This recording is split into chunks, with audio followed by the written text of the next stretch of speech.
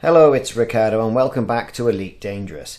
We're going to talk about the Hesperus mystery today, which has reared itself back into Elite Dangerous lore with another trail of breadcrumbs to follow to find some more logs and additional information. I covered this in a recent stream in real time where we went through all the logs. But first, a little bit of background. Now, Hesperus is a Lowell Class Science Vessel megaship, which was operated by Azimuth Biochemicals in the early 32nd century, and it was the sister ship of the Adamastor. Now, the Alliance Salvage Guild reported that an undeployed comms beacon on the Adamastor had been automatically activated and was receiving and broadcasting an encoded long-range signal. Now, an individual called himself Salvation contacted commanders in the vicinity of the Adamastor and asked them to investigate, sending them an access code that was needed to decrypt the signal. Now, these signals then pointed commanders to 3 other beacons in the Taurus Dark Region, Perseus Dark Region and California sectors. Now, all this information combined from these 3 beacons in turn identified the location of the Hesperus in the Perseus Dark Region KC-V C2-2. Commanders who got themselves down there to that site and discovered the Hesperus would have seen it had been found by the Scriveners Clan and their dredger and claimed as salvage. However, there were some logs to pick up as well. Now, upon collecting these 4 logs, the commanders were then contacted by a representative of Salvation again, who would say they would accept delivery of the logs at Hind Mine in the T-Tori sector. Investigators were rewarded with their choice of either 2 million credits or 10 units of void opals, and the first 10 people to deliver the logs received a bonus of 100 million credits. Well, I didn't get that anyway. So now we're all caught up. What's happened? Well, Salvation's been at it again. He writes, "Commander, this is Salvation. Thank you for playing a part in finding the Hesperus megaship. I require your expertise again to fully resolve that mystery. I need to learn what happened to the surviving crew members of the Hesperus, although they abandoned ship nearly 2 centuries ago. It is possible they discovered something of scientific value. The Hesperus began its journey from the Li Chul system, and as a precautionary measure, deployed beacons every 100 light years or so. Shortly after this point, the survivors of the original crew escaped using one of the secondary craft, which were specially modified for long-range exploration. Therefore, my belief is that they made planetfall within 300 light years of their final beacon. I urge you to accept the task of finding all the beacons and hopefully discover a trace of the survivors. Your efforts will aid me in my great work, preventing humanity's extinction." All heavy stuff. Now it was time to spring into action and get myself down to the Li Chul system. And then to go on a journey that included finding 17 listening posts, each about 100 light years apart, which resulted in me finding the final destination of the Hesperus crew on a ship called the Proteus.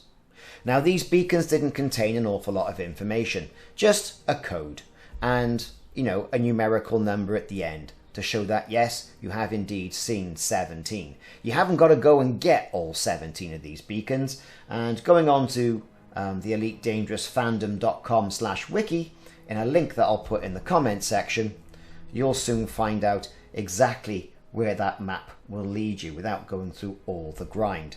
I'll put the link in the descriptive comments. This then took me to the trapezium sector, finally, YU-X C1-2. And this planet, lovely planet, had quite a few things on it. Scan it with the old detailed surface scanner and you'll find there were not only human remains there, but also Guardian and Thargoid. The Thargoid ships were crashed, obviously, and were something to behold. But the main event is really this ship here. This is the Proteus, and marks the last resting place of the Hesperus crew. Now we get started, here is your warning for a spoiler alert. I'm going to be detailing what happened to the Hesperus crew from the logs contained. So here we go with Proteus Log 1. This is Lieutenant Hugo Kellerman. I was Deputy Security Chief aboard the Hesperus, working for Azimuth Biochemicals. I've decided to resume my reports, even though the chances of being rescued seem to be shrinking each day. After Pharmasapien's sleeper agents took control, I managed to get some of the science team off ship using the Proteus. For the record, Private Adriana Valesco performed her duties exceptionally, and her family should be informed of her bravery. We only escaped thanks to her. I just hope she found her way home. I wanted to set course for an inhabited system, but Dr. Farrell insisted on investigating readings sent back by one of Azimuth's deep space probes. She believed that Pharmasapien would focus on all the probes they'd sent to the California Nebula, but that we might find something of worthwhile interest.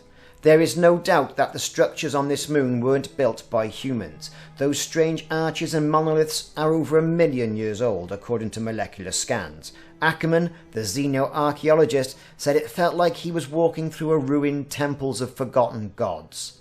I just felt like a trespasser. We also found even stranger things, half buried in the ground as if fallen from the sky, but the look of like a starfish rather than starships. The sort of deep-sea creatures you find on ocean floors. What the hell flew around out here? This is exactly what Azimuth has been looking for, although I doubt they ever expected a discovery like this. I'm more concerned about surviving long enough to tell them about it. We've been here for 2 months now, living off recycled food, air and water. The scientists have turned the Proteus into a research facility, and all I can do is keep out of their way while they analyse their findings and test samples. They've almost forgotten that we barely escaped a mass slaughter. I spend a lot of my time monitoring the sensors. If those Pharmasapien mercenaries find us, we won't stand a chance, but I can understand why Azimuth hasn't sent out rescue parties. Unless the sleeper agents sabotaged our beacons before they were dropped. If they did, then nobody knows we're here. We're alone, just us and the ghosts of gods. So that was Log 1, and now we're going to take a look at Log 2. So back to Kellerman for Log 2. This is Kellerman. I've just given myself the last of the stimulants. That should keep me going long enough to record this, to tell Azimuth how we died. 3 days ago I went with the survey team to the structures. Ackerman and Zoo had brought something to life. I saw a pillar rise up from the ground with a large crystal inside it, blazing a brilliant light. After 1 million years, their machinery was still functioning. They fired up some kind of high-energy particle accelerator, which shocked the crystal from its moorings. This didn't feel like archaeology to me, more like grave robbing. I should have known there'd be defences, but the hovering drone caught us by surprise. It vaporised Ackerman along with 3 others. I managed to destroy it eventually, but there were more of them gliding around the structures, and we got out fast. I offered to take the crystal back, thinking the drones might come looking for it, but Dr. Farrell already had her experiments ready to go. Weapons experiments. She told me that this was always the priority for both the Adamastor and the Hesperus. Locate non-human technology that could be developed for military market. Azimuth wants to be the first corporation selling alien weaponry, which will make them bigger than Sirius. That's all they care about. That's who I've been working for all these years. No better than Pharmasapien, after all. A few hours ago, I was woken by this intense blue flash. It seemed to come from everywhere. I thought we were under attack. Then Farrell came stumbling out of her lab, her clothes and body burnt black, and dropped dead. The others started collapsing within the hour. I think there was some kind of radiation surge from the crystal we stole. I tried to get to the ship's drive online again, but too weak. Can hardly stand now. Pain in every muscle. Vision is blurred. My skin is like everyone else's.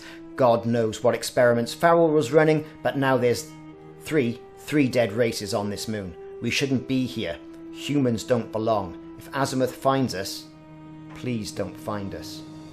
So there you have it. Those are the logs. Harrowing. Survivors dead. No two ways about it. There's humans on this moon. There's Guardian settlements on this moon. There's distress calls there. And there's crashed Thargoid ships. Lots of materials to be found as well, though, if you've got an empty cargo hold, and that's something worthwhile thinking about. You can get some data, some firmware as well from the uplinks, and also, like I say, get some materials and also some other canisters of other items. I found hand weapons, for example, that sort of thing. So worthwhile coming out here for a little bit of elite lore. It is a bit of a grind if you go all the way through the rite of passage, through and go to every listening post along the way. I did on the stream. It took about 3-4 hours, but I had company and a lot of people with me. Or you can just go to the last planet on the list and experience the logs for yourself. It was about 1,300-1,400 light years away. And then you've got to think about the return journey. Lots of exploration data to gather though as well, to get yourself up to the new echelons of the further elite ranks. But all in all, that was the second part, and hopefully, well, I say hopefully, quite possibly the final part of the Hesperus mystery.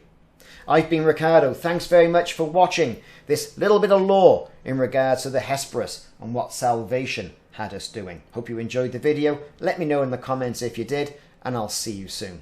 Thanks for watching.